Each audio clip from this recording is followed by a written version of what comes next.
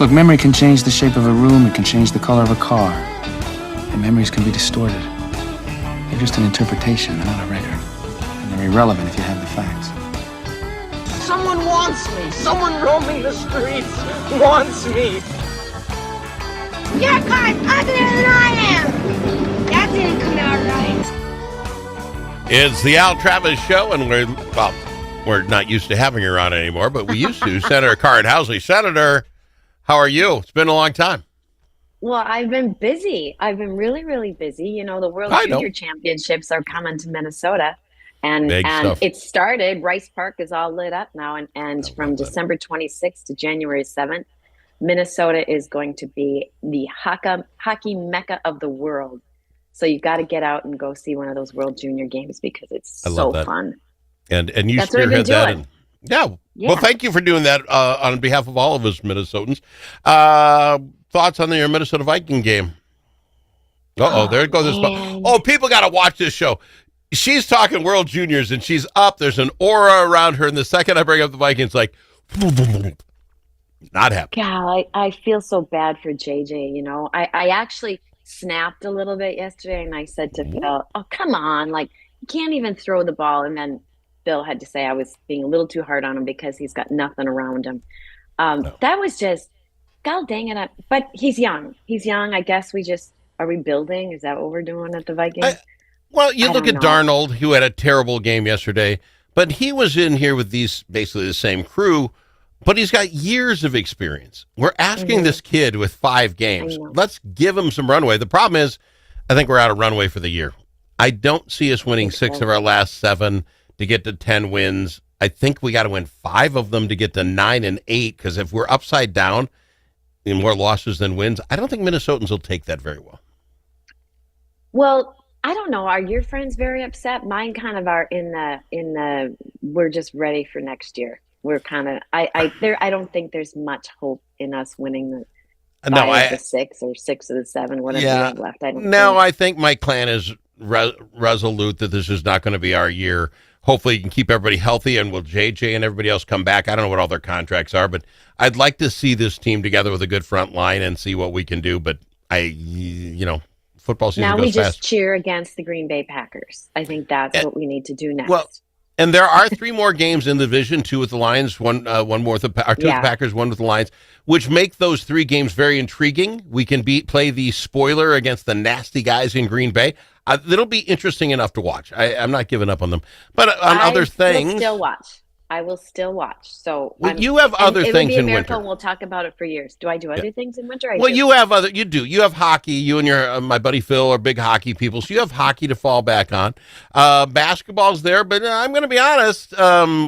We need to improve the basketball. The Wolves won 4 games against really crappy teams.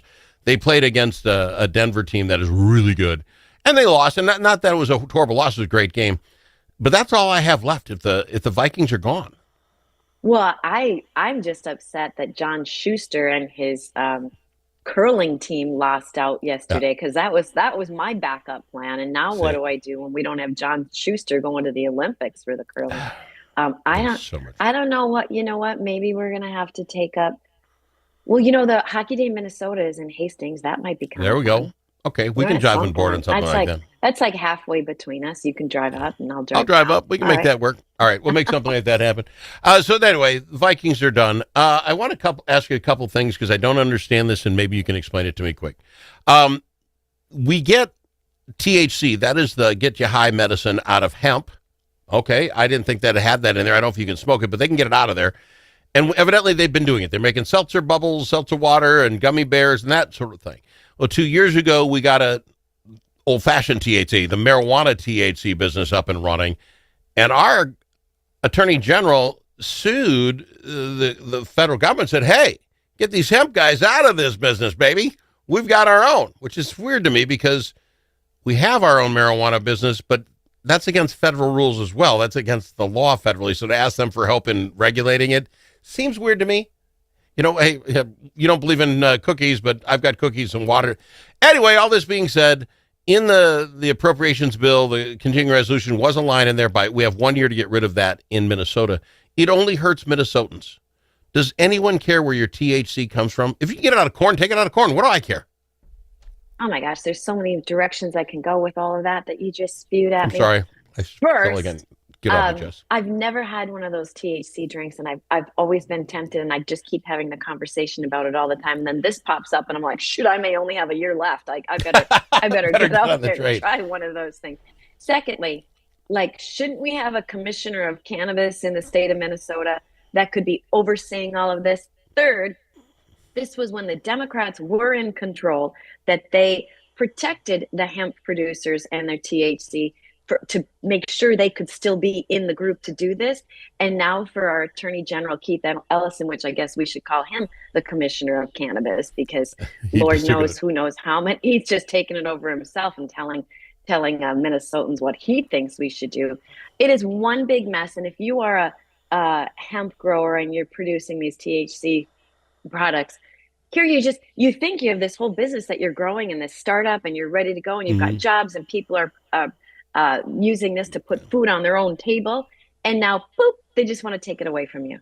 Like we were just teasing you there back when we were in control. And I can't understand, why would Attorney General Keith Ellison, this was their baby they wanted to do, and now they want to take it away from you. It makes no sense. None. And that's why it bothers me so bad, because I generally figured out, and I love the idea that you don't have a commissioner of cannabis in Minnesota.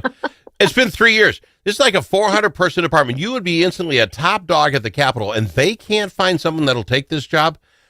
Tells me there's something really cray-cray going on in that whole thing. You don't want to walk in there and have that blow up. They are not done. Something's weird there that they can't find somebody who wants that cush job. I'd take it part-time if you offered it to me. Well, there has to be somebody. And then it was so funny, the last person that got it, the first person who got it, she lasted about 3 minutes because, they forgot to do a background check on her. Oops. Can't have that same mistake. So they must really be doing some background check taking 3 years. But in the meantime, the department just keeps running with its 400 people. And then they're going to now just take away hemp producers. I have got to go on to the break because I got to leave a little extra time on the other side because I'm thoroughly baffled at the idea that there's somebody in the Department of Education in Minnesota that is creating the horse massage classes that you would have to take to get licensed to massage a horse.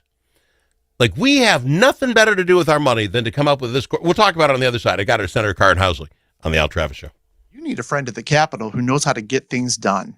And you're in luck, because that's exactly who we are, your friends at the Capitol. And we deliver results. At Momentum Advocacy, we bring decades of experience in lobbying, public affairs, and crisis communications. From local nonprofits to national corporations, we help you move policy, manage your media, and make your voice heard. We're not just seasoned pros, we're essential partners. Momentum Advocacy, your friends at the Capitol. Learn more at momentum-advocacy.com.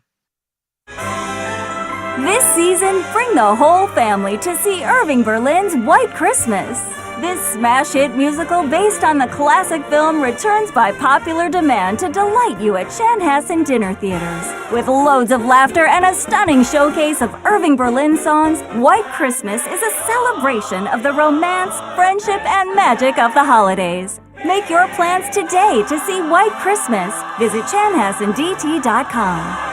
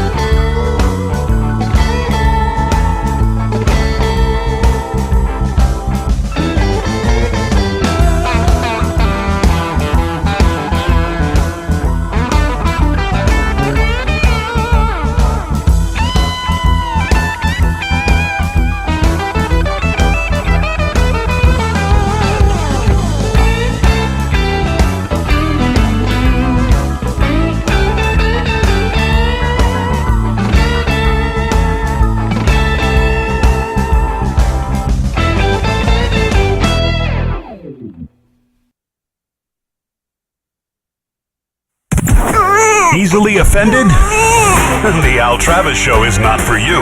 The Al Travis Show. All sides are welcome. I've got her, Senator Karin Housley. You know what? It's something you don't see on TV much anymore.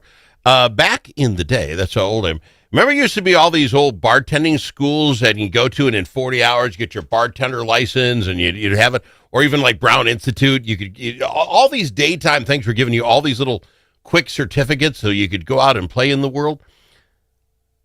I want to start the first horse massage school, as evidently the state of Minnesota believes there's a huge curriculum for this. Story goes like this. Faribault County gal, our federal court took a Becker woman and said she has a right to teach her friends how to massage horses.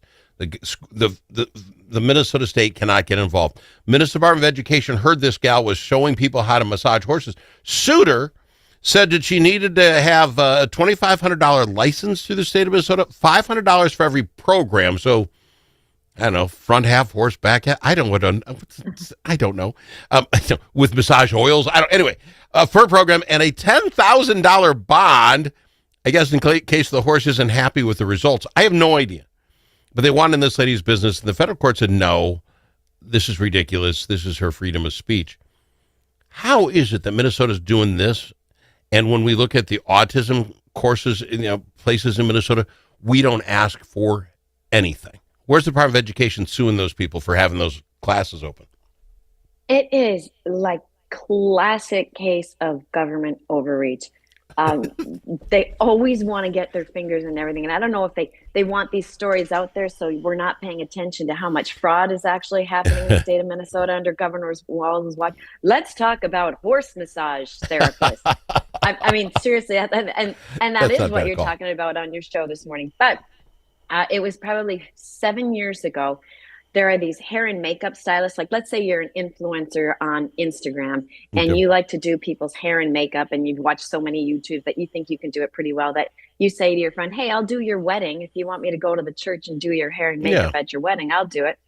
Well, they decided that this group of women now needs to have a license, not just a license to do hair and makeup, but they have to do the full 2,000-hour course to learn how to do hair coloring, skincare, nail care, everything in order. And then they even will go to the church while the bride is sitting there to inspect the person doing the hair and makeup.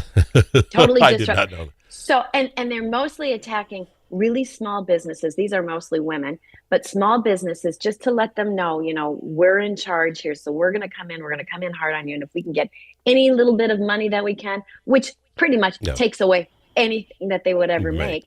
And now they're going after horse massages. So you go after them because masseuses, the Musai, I don't know. You go after them because they don't have the money to fight back, don't have big lawyers. Because I gotta imagine somewhere in here, I can do my makeup for a gal's wedding and charge them.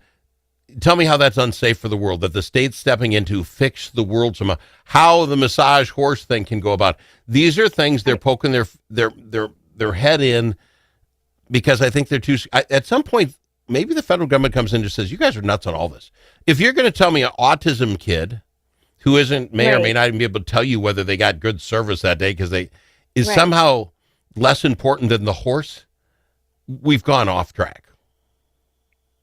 And I don't know why they haven't tapped into the autism thing. Not that I think they should, but why is it that they're all into these really small businesses that nobody, like, it's a free will thing. A kid doesn't have a free will to choose which autism teacher specialist, right? But you're going to pick your makeup person or pick your horse massage that you can, it's word of mouth marketing over there. What I don't get about that is, how does the state come up with 2,000 hours worth of training time for nails and crap?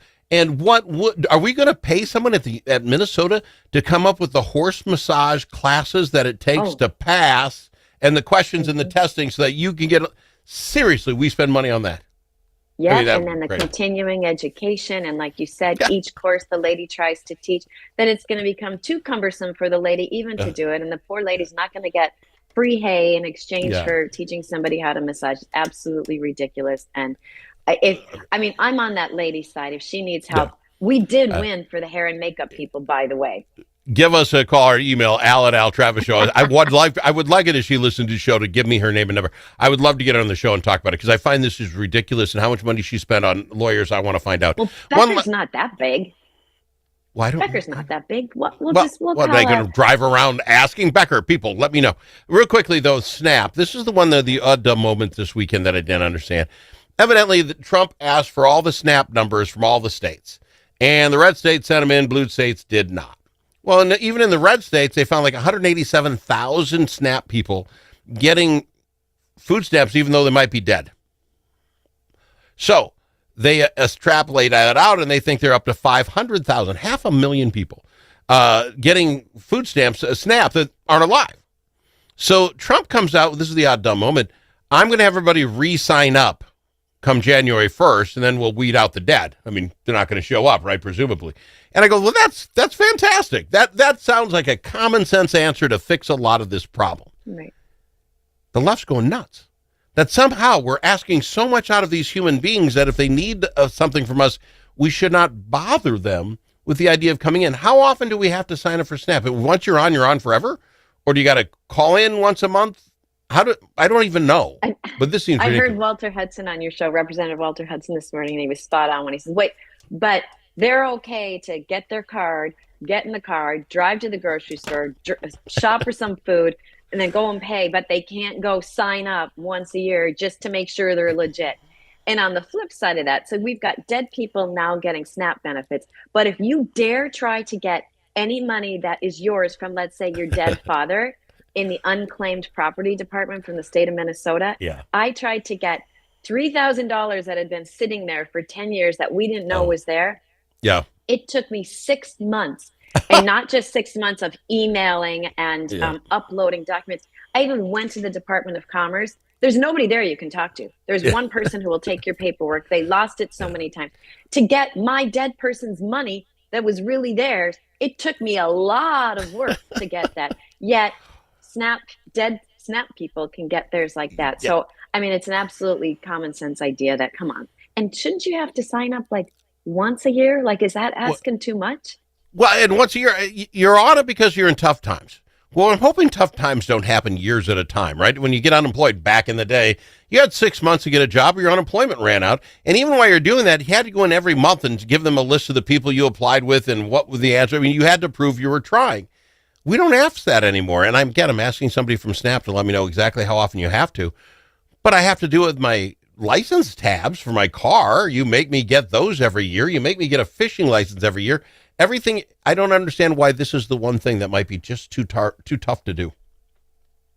I don't know. I'm kind of at a loss for words on the whole thing. And let me really blow it up. How come, to me, registering once a year, okay, first of the year, make sure you're still alive, so you can eat the food stamps, great. Do the same thing voting. Every 2 years, you want to go vote, bring a card, sign up again, and we'll know that alive people are voting. It just seems like really that hard. You know, I had to fill out our Menards rebate form the other day to get like $24 back. 11%. I mean, it's you got to like focus for 2 hours to get your $24 back. And I know if you're going to go register to vote, it's not even going to be as hard as trying to getting your Menards $24 rebate back. So that is so funny. Right. Well, you know what? And people do that. Those same people that are getting the SNAP benefits are getting their Menards rebate. They're capable to do that, but can't go register to vote or register to get your SNAP benefits. Or like my mom used to do, stand in line, like you said, every week at the unemployment office to prove that she had applied for 20. Every week she'd go down to St. Paul and sit in that line. And we'd know it was that day because she'd get all dressed up and go down to St. Paul for...